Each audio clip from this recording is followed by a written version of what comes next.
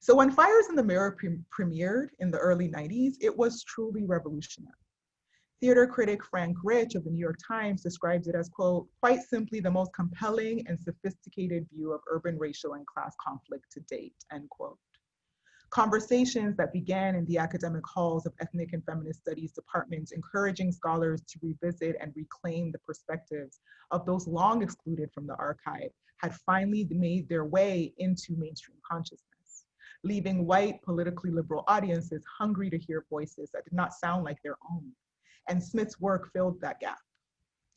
As the national conversation shifted toward a rhetoric of diversity and inclusion, visibility made sense as a first step toward achieving those values. In her introduction to Twilight, Smith writes, quote, theater can mirror society, but in order to do that, theater must embrace diversity. It must include new characters in our human drama that have not been portrayed on our stages, end quote. However, as performance theorist Peggy Phelan notes in her seminal work, Unmarked, The Politics of Performance, visibility is not the remedy to invisibility. Phelan writes, quote, visibility is a trap. It summons surveillance and the law. It provokes voyeurism, fetishism, the colonialist imperial appetite for possession. Yet it retains a certain political appeal, end quote.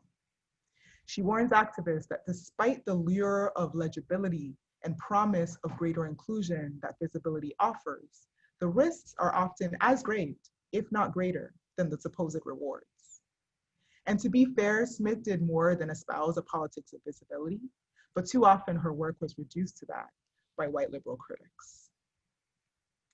As I mentioned earlier, at the heart of our aesthetic practice as documentary theater makers is the belief that centering the perspectives and experiences of marginalized people is always and already a radical act. I believe oral historians believe this too.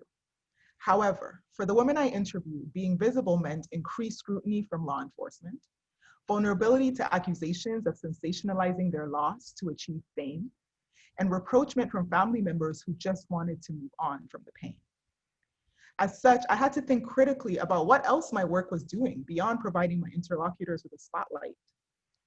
Additionally, as I contribute to the field of oral history performance, how does my work reflect the knowledge we now possess about the stakes of visibility, and also respond to the temporal moment we are currently in, a moment that looks radically different to what Smith inhabited in the early 90s.